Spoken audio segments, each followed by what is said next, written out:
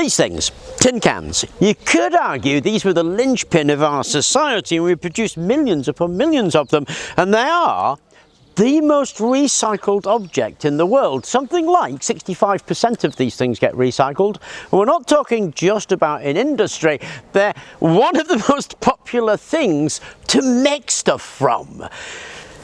They're recycled because they are extremely popular for things to do with the tin can, and perhaps number 10 on the list is going to be those projects. Not because they're bad projects, it's just they're all over the place, and I really wanted to extend what it was that we were doing. So number 10, art and craft projects, and you find an enormous range of things, coming from pen pots to tea light holders to desk organisers to wine racks to model toys like robots. You can even utility use it and flick your ash and use it as an ashtray.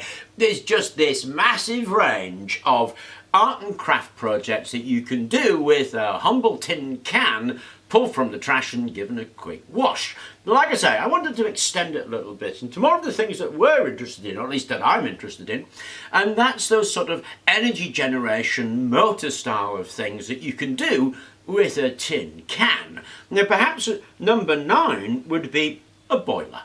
You can just make this into a steam boiler. You add a safety valve and a couple of little bits of pipe, a heat source, and suddenly you've got yourself a steam generator. And of course a steam generator, you can link that with a steam engine and you've got yourself a motive power.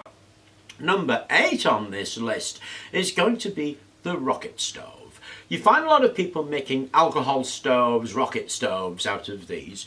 And the principle of a rocket stove is air. A rocket stove tends to be a can that way, a can that way. As it burns, then the draft on the flue pulls air over the fuel and you get incredibly good burn out of it. It's the most efficient burn that you can get. So you find a lot of rocket stoves being made out of this stuff.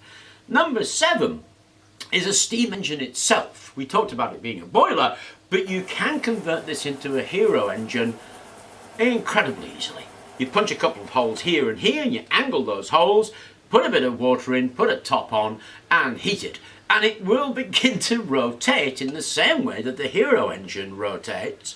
And that's going to be number 7. Number 6 is another really simple engine. It's called a pulse jet. In a pulse jet, you effectively put a small hole here. You put the fuel in there, light it.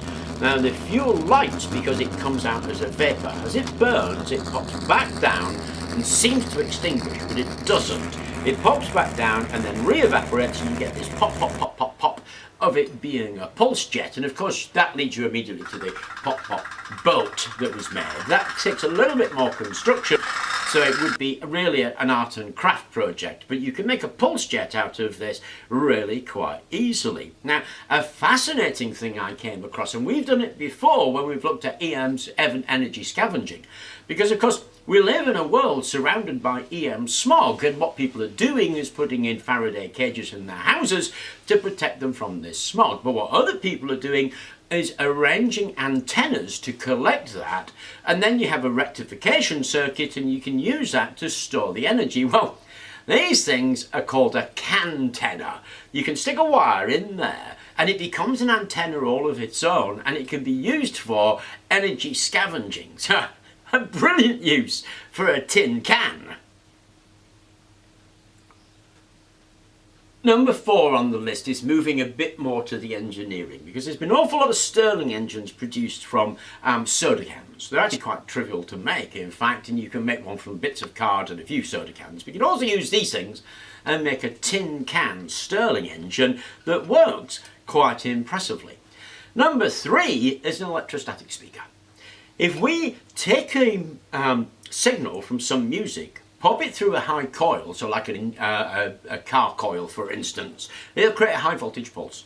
If I wrap a single wire around the can, attach that wire to the positive, attach the can to the negative, that pulse is transferred into vibrations of the can, which we can hear. Now obviously that's based on the old tin can telephone thing that the kids used to use. You're vibrating the can, but using the high voltage to vibrate that can, and that turns it into an electrostatic speaker. On the tin can telephone, of course, you've just got a string between the two tin cans. You pull it taut into one, vibrates the string, vibrates the can. It's the same kind of principle, but it's using electrostatics as an electrostatic speaker. The other thing we talked about was this Alexanderson generator. So number 2 is to turn this into a generator. If you cut slots in the can, then you will turn it into the Alexanderson flux switching generator, which I know sounds like a lot, but we have actually done a video on that, on how to make a Alexanderson flux switching generator from a tin can by basically just cutting slots in it and giving it a spin. My all-time favourite is number 1, which is a wind turbine. These things can be turned into a wind turbine or wind wall extraordinarily easily, and of course extraordinarily cheaply. So there's a whole range of really quite incredible things you can do with something as humble as this. I've enjoyed exploring that, and of course we've made quite a lot of those things on the channel with videos of examples of those things. So the next time you're looking at one of these and thinking about throwing it away, think again. Think about all the things you could do with it, in particular energy generation. Anyway, I hope you enjoyed the video. Thank you very much for watching, and please do remember to like and subscribe.